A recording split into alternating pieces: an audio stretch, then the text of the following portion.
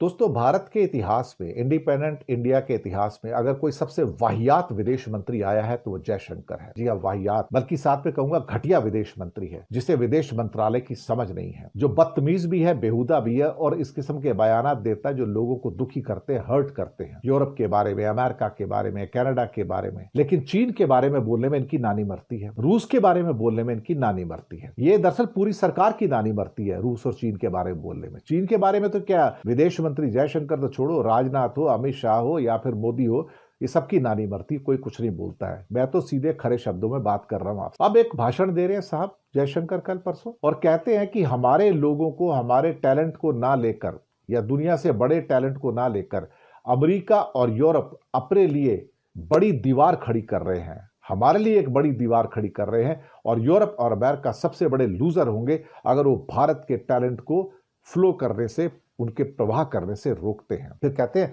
अगर आपको advance manufacturing के दौर में जाना है तो आपको ज्यादा टैलेंट चाहिए होगा, और टैलेंट सिर्फ हम ही आपको दे सकते हैं। हमारा टैलेंट देख के आप रोक कर आप अपने लिए दीवारें खड़ी कर रहे हो, आप अपना नुकसान कर रहे हो, and you will be the net loser. ये धमकी है साहब, ये एडवाइस नहीं है, ये धमकी है। मोबिलिटी के ऊपर एक इंटरेक्टिव सेशन में उनकी टिप्पणी आती है कि अमेरिका ने कैसे H1B वीजा को लेके भारी भरकम फीस लगाई, भारत के खिलाफ इमिग्रेशन के नियमों को कड़ा किया, भारत की पूरी दुनिया के खिलाफ कड़ा किया, और उसके बाद विदेशी प्रोफेशनल्स का अमेरिका में पहुंचना कम हुआ। दरअसल यहां पर दो इशू हैं, मैं दोनों इशू पर आना चाहूंगा। पहला इशू यह था कि अमेरिका और यूरोप या ऑस्ट्रेलिया, न्यूजीलैंड, उनके दरवाजे खुले हैं, सिंगापुर के दरवाजे खुले हैं, दुबई के दरवाजे खुले हैं कि आइए नौकरी कीजिए वहां पर आकर। और वहां पर अलग अलग जो किस्म के टैलेंट्स है, मैन्युफैक्चरिंग में हो, मेडिसिन में हो, इंजीनियरिंग के अंदर हो, साइंस के अंदर हो, सबके अंदर वो वेलकम करते हैं और वो बताते हैं कि आप आके यहाँ पर हमारे यहाँ काम कीजिए। और एडवांस मैन्युफैक्चरिंग और टेक्नोलॉजी के तो यूरोप और अमेरिका किंग है। एग्जांपल के तौर पर अगर आप सेमीकंडक्टर का प्लांट लगाना चाहते हैं तो सेमीकंडक्टर प्लांट लगाने के लिए आपको मशीनरी चाहिए। वो मशीनरी बनाने वाला दुनिया का अकेला मुल्क नेदरलैंड है, और कंपनी का नाम ASML है जो पूरी दुनिया को सप्लाई करता है। अब ASML जो है जिस किस्म के फैब्रिकेशन बनाता है, हालांकि एक दो और भी लोग हैं जो बनाते हैं, इसमें कोरिया के भी हैं, ऐसी बात नहीं है, लेकिन सबसे बड़ी जो कंपनी, सबसे ज्यादा बड़ा सप्लायर है वो ASML नेदरलैंड है। क्या भारत वो बना पाता है? क्या नहीं ना। क्या भारत के पास फैब्रिकेशन की मशीनें हैं? क्या नहीं। दरअसल हमारे पास वो टैलेंट नहीं है जो एडवांस मैन्युफैक्चरिंग या एडवांस क्रिटिकल टेक्नोलॉजी की मशीनरीज को पैदा कर सके। हम लोग तो क्या एक मीडियम लेवल के, लो लेवल की मशीनरी बनाते हैं, कृषि की मशीनरी या छोटी मोटी और इंजीनियरिंग की मशीनरी बनाते हैं और वो बेच देते हैं बाहर जाके। हम वो एक किस्म से क्या कहते हैं ना कि लो लेवल की मशीनरीज होती है, घटिया लेवल की। हम कोई एडवांस लेवल की मशीनरी थोड़ी बनाते हैं। अगर आप किसी भी बड़े बड़े इंडिया की फैक्ट्री में चले जाए, ऑटोमोबाइल फैक्ट्री है कोई और हो, तो आप पाएंगे सारी की सारी मशीनरी बाहर की है। आप सपोज करो कि मोबाइल का असेंबलिंग प्लांट्स है चेन्नई बेंगलोर बेल्ट में, फॉक्सकॉन के,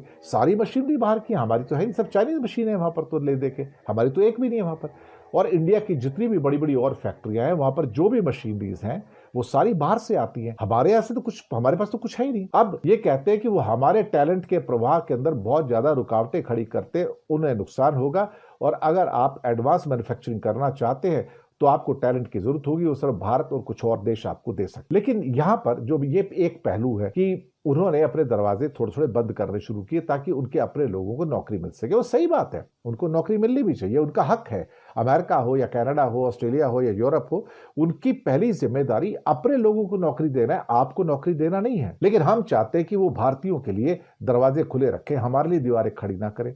लेकिन जयशंकर से अब मैं दूसरे भाग पे आता हूं। भारत कितने लोगों को वर्क वीजा देता है? भारत कितने लोगों को वर्क वीजा देता है? भारत देता ही नहीं वर्क वीजा, मैं आपको बताऊं, जब तक बहुत मजबूरी ना हो जाए। जैसे कि फॉक्सकॉन की फैक्ट्री के अंदर आपके 600 चाइनीज मजदूर जो इंजीनियर थे वापस चले गए, वापस नहीं आए। उसके बाद उनका नुकसान हुआ वहां पर। इंडिया में वो इंजीनियर्स नहीं है, हमारे पास वो हाई लेवल का हाईटेक जो एक मैन पावर है, स्किल्ड, वो है ही नहीं हमारे पास। साथ में आज एक पर्टिकुलर एक आर्टिकल था, उसमें मैंने पढ़ा कि इंडिया के अंदर कोई एक कंपनी है जो बैटरी टेक्नोलॉजी का एक प्लांट लगाना चाहती है, बैटरियों की प्लांट।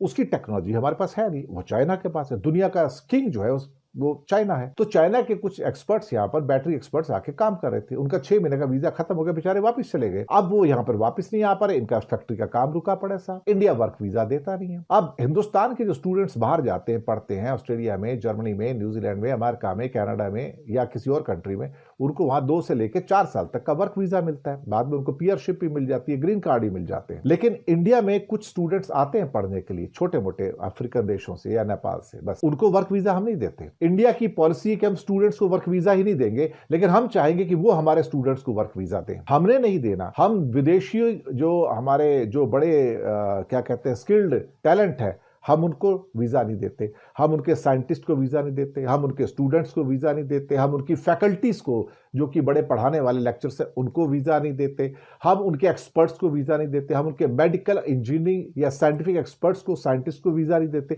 हम किसी को वीजा देते नहीं है। वीजा मतलब हम वर्क वीजा नहीं देते। आप सोचिए कुछ ही लोग हैं जो विदेशी भारत में काम कर रहे हैं, वो भी कुछ हजार होंगे मुश्किल से, वो कोई लाखों में थोड़ी, कुछ हजार छोटे मोटे, वो भी कुछ सैमसंग में काम करते हैं, कुछ एलजी में काम करते हैं, कुछ सोनी में है और कुछ चाइनीज इसमें फैक्ट्री, दैट्स ऑल, और कुछ नहीं। कभी कभार मुझे भी जहां मैं रहता हूं आसपास मुझे कुछ कोरियन या चाइनीज नजर आ जाते हैं, लेकिन वो इक्के दुक्के हैं, वो कॉमन नहीं है। अगर आप सपोज करो कि ऑस्ट्रेलिया जाए या कनाडा जाए या अमेरिका जाए, आपको सड़क पर घूमते हुए आम भारतीय मिल जाएंगे, वो सारे वहां पर काम करते हैं, प्रोफेशनल्स हैं। 50 लाख भारतीय अमेरिका में काम करते हैं, 50 लाख भारतीय वहां इंडिया की आबादी है। लेकिन क्या हम 1 लाख अमेरिकन को भी यहां नौकरी देने को तैयार हैं? क्या हम 1 लाख कैनेडियन को नौकरी देने को तैयार हैं, वर्क वीजा देने को तैयार हैं? क्या हम 1 लाख यूरोप के या ब्रिटेन के, जर्मनी, फ्रांस के लोगों को नौकरी देने को तैयार है, यहाँ पर वर्क वीजा देने को तैयार है जो हाईली स्किल्ड है? क्या हम ऑस्ट्रेलिया और न्यूजीलैंड के लोगों को यहाँ पर वर्क वीजा देने को तैयार है जो हाईली स्किल्ड है? नहीं, हम नहीं देंगे। हमारी पॉलिसी है कि हम अपने दरवाजे बंद रखेंगे, लेकिन हम चाहेंगे